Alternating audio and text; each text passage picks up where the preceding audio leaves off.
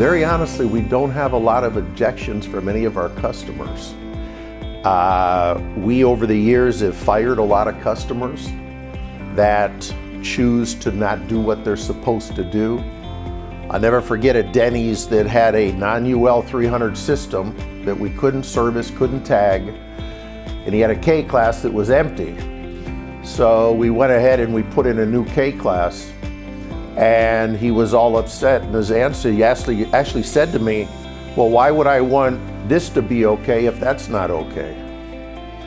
And anyway, we sent him the nice letter, thank you very much for being our customer, but we fired most customers that aren't wanting the safety to be taken care of. Price is always an issue, but we don't sell what we do based on price. And so we really don't have a lot of objections from people, because a lot of them we've been servicing for more than 20 years. So we have a very good rapport and trust both ways. I think we're pretty lucky. We built a good company, and we don't get a ton of complaints about our service. When we go into places, you know, we do complete surveys and we give recommendations as to what we've been trained and taught. The kickback I usually get sometimes is, well, the fire marshal didn't say that, or the fire marshal didn't tell us that. Why do I need to do that? And how I respond to that is, you know, I don't make the rules, and I just help you comply with them. But I also am making recommendations based on 20 years of experience in the business, being trained annually, quarterly. So there's some things that I just want to put in front of you that maybe you want to take into mind, you know, so that your facility is being protected properly.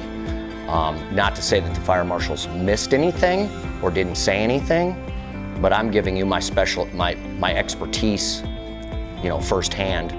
I like to put it out there and make the recommendation. So I think the tough thing is if you get the wrong person in there who doesn't say much, and then I show up and tell them something, you get some kickback to that, because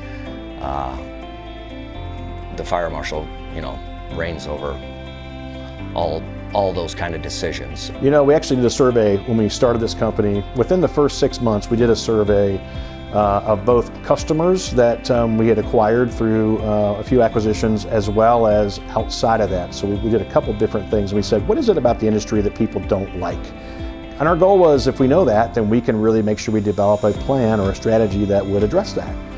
The number one complaint, showing up without any notice.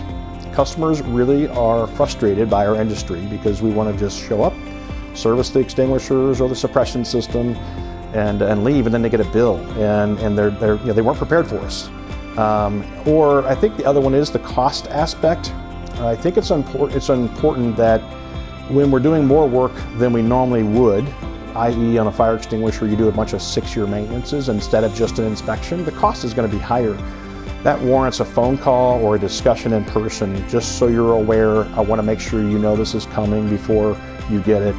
That was the number 2 complaint, that, you know, we surprise them with invoices, and they don't understand the different intervals of service. But nobody's telling them either, and so it's important that we do that. Why do I need to have that fixed? Why do I need to have that that service performed? Why do you need to have your brakes fixed? Why do you need to have the oil changed? Okay, it may be surviving now.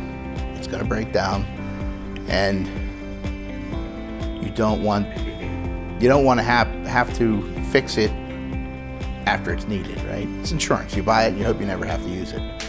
So the biggest objection would be deficiencies, repair work. You know, oh, it's still okay now. The most common problem that we have with customers is that they don't want to spend the money. And let's face it, fire or life safety is not on the top of anybody's list because it doesn't generate profit for the end user or the customer.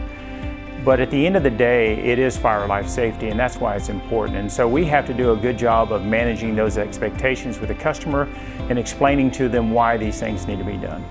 As soon as we get a quote approved, we try to acknowledge them, hey, thanks for the quote. We'll reach out with a scheduled date, and 1 or 2 days later, we're getting an email back from them, hey, why aren't you guys here?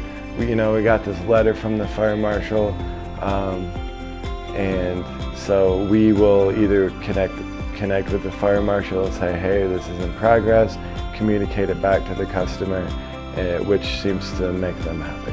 I think the biggest thing that we see these days is the response to media, and media just blasting out a comment, and specific to our industry or to fire suppression. And it's hard sometimes to, again, educate them on the truth of what that may be.